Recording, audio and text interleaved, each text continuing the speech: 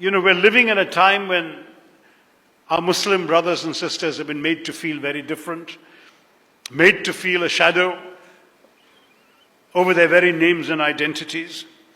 And it's striking. We had 13 presidents.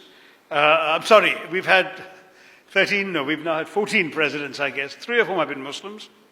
We've had innumerable governors, cabinet ministers, chief ministers of states, ambassadors, generals, Supreme Court justices and chief justices from that community. During the war with Pakistan in 1971, the Indian Air Force in the northern sector was commanded by a Muslim, Air Marshal, later Air Chief Marshal Latif. And that's something that our country, Parambir Chakra was won in 1965 by a Muslim soldier who single-handedly was responsible for one of the great victories of that intense war. Where do some people get the idea that they can define Indian nationhood, belonging, sense of sacrifice to this country on the basis of religion? I find it sad. I was in this memorial to the famous ship that was sunk in the 1971 war.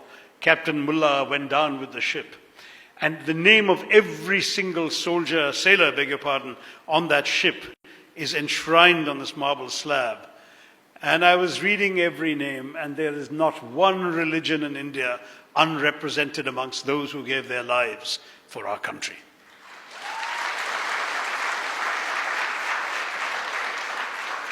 You will find Hindus, and you will find Christians, and you will find Sikhs, and you will find Muslims.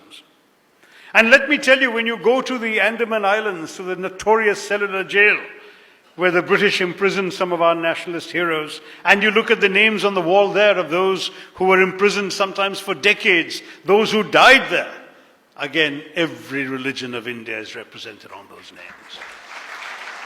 Don't let anybody tell you that you don't belong in this country.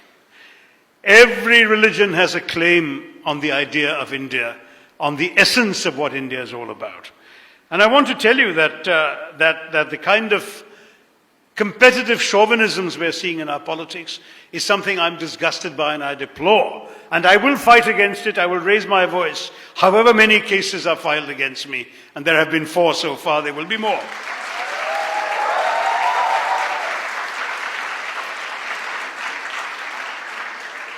I believe to even talk of majority and minority is fundamentally un-Indian. We are all Indians.